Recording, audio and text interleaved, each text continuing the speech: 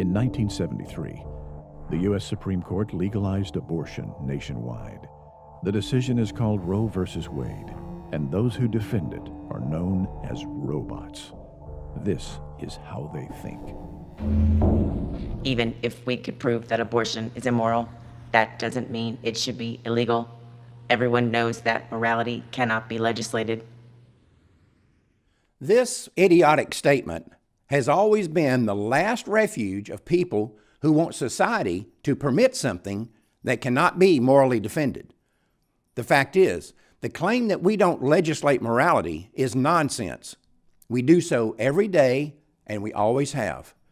Every law ever passed was someone's idea of right and wrong, and we impose those laws even on people who might have a totally different belief system.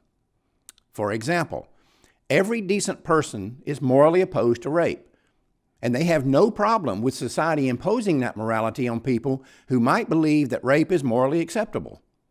In effect, society says to the rapist, "We don't care what you think about women. We don't care why you commit rapes. And we don't care about your personal, moral, or religious views on rape.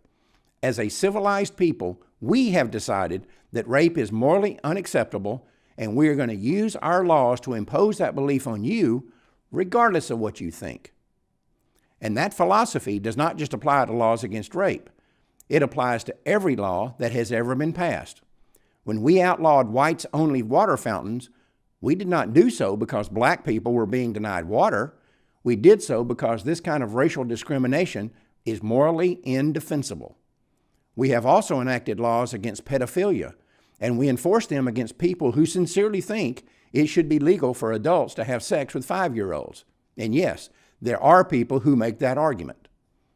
The point is, the law is nothing more or less than a society's collective moral values.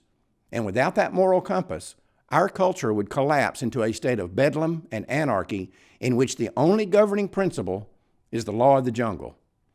So while it is true that the law cannot make an immoral person moral, it can regulate that immoral person's behavior and keep them from inflicting it on others. In the end, the most important question is, if the decisions about what behavior society will and will not allow are not going to be based on morality, what are they going to be based on?